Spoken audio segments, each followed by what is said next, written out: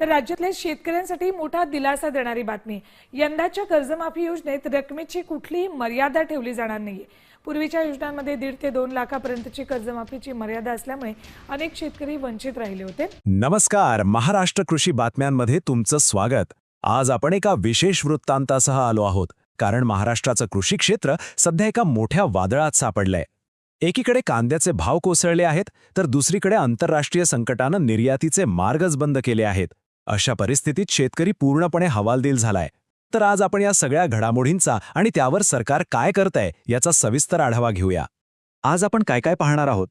सगळ्यात आधी, कांद्याचे दर इतके का कोसळले? सोयाबीन आणि कापसाचं मार्केट काय म्हणतंय? आंतरराष्ट्रीय संकटामुळे आपला माल मुंबई बंदरात का अडकलाय? आणि या सगळ्यावर सरकारचं उत्तर काय आहे? चला, या प्रत्येक प्रश्नाच्या मुळाशी जाऊया. चला तर सुरुवात करूया आजच्या सर्वात मोठ्या आणि तितक्याच चिंताजनक बातमीने. कांदा, जो शेतकऱ्याला कधी हसवतो तर कधी रडवतो, सध्या तो रडवतोय. विशेषतः लासलगावच्या बाजारात जे काही सुरू आहे त्यामुळे शेतकऱ्यांवर अक्षरशः आर्थिक संकट कोसळलं आहे. आणि हा आहे तो आकडा जो सध्या शेतकऱ्यांच्या डोळ्यात पाणी आणतोय. कांद्याचा सरासरी घाऊक भाव आहे प्रति क्विंटल फक्त 975 रुपये. 975 रुपये म्हणजे विचार करा, शेतकऱ्याला कांदा पिकवण्यासाठी आलेला खर्चसुद्धा यातून निघत नाहीये. ही एक ऐतिहासिक घसरण मानली जात आहे. आणि खरं सांगायचं तर शेतकऱ्यांसाठी ही परिस्थिती खूपच गंभीर आहे. पण प्रश्न हा आहे की ही भाव घसरण अचानक झाली तरी का? तर याचं उत्तर आहे बाजारातली प्रचंड आवक. राज्याच्या बाजारपेठांमध्ये लाल कांद्याचा जणू काही महापूरच आलाय. तब्बल 1,42,000 क्विंटलचे विक्रमी आवक झाली आहे. हे बघा, हे बाजाराचं अगदी साधं गणित आहे. जेव्हा बाजारात माल गरजेपेक्षा जास्त येतो आणि घेणारे कमी असतात तेव्हा दर कोसळतातच. आणि कांद्याच्या बाबतीत नेमकं तेच घडलंय. या प्रचंड पुरवठ्यामुळे दरांवर कमालीचा दबाव आलेला आहे.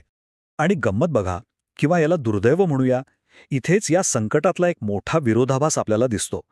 एका बाजूला भाव इतके पडले आहेत, पण दुसऱ्या बाजूला शेतकऱ्यांनी कांद्याची लागवड कमी नाही तर उलट वाढवली आहे.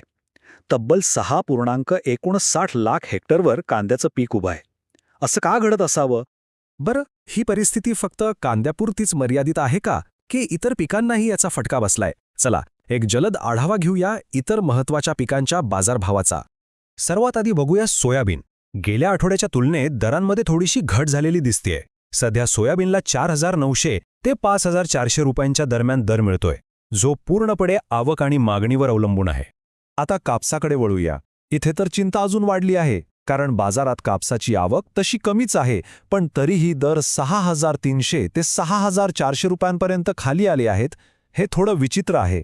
पण या सगळ्या बातम्यांमध्ये एक दिलासा देणारी बातमी आहे, ती म्हणजे तूर. लातूरच्या बाजारपेठेत सर्वाधिक आवक असून सुद्धा तुरीला मजबूत आणि स्थिर भाव मिळतोय.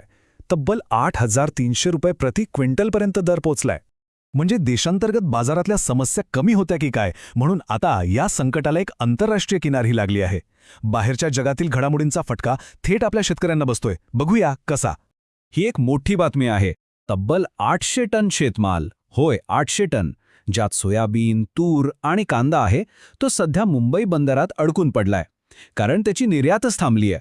आणि याचं कारण आहे आंतरराष्ट्रीय संघर्ष. या नकाशात तुम्हाला दिसेल की आपले जे महत्त्वाचे निर्यात मार्ग आहेत तेच बंद झाले आहेत. याचा अर्थ काय? तर निर्यातीसाठी असलेला हा माल पुन्हा स्थानिक बाजारात येऊ शकतो, ज्यामुळे दरांवर आणखी दबाव वाढण्याची शक्यता आहे. आता इतकं मोठं संकट समोर असताना सरकार काय करतंय? या आव्हानात्मक परिस्थितीत शेतकऱ्यांना दिलासा देण्यासाठी काही पावलं उचलली जात आहेत का? चला, त्याकडे एक नजर टाकूया. तर कोसळलेले बाजारभाव आणि निर्यातीमधले अडथळे लक्षात घेऊन सरकारने एक मोठा निर्णय घेतला आहे. सोयाबीन, कापूस, तूर आणि हरभरा या 4 प्रमुख पिकांसाठी पीक कर्ज मर्यादा वाढवण्यात आली आहे. तर आता आपण या विशेष वृत्तांताच्या समारोपाकडे आलो आहोत. चला, एकदा पटकन आजच्या सगळ्या महत्त्वाच्या घडामोडींवर एक शेवटची नजर टाकूया. थोडक्यात सांगायचं झालं तर आज आपण 4 मुख्य गोष्टी पाहिल्या.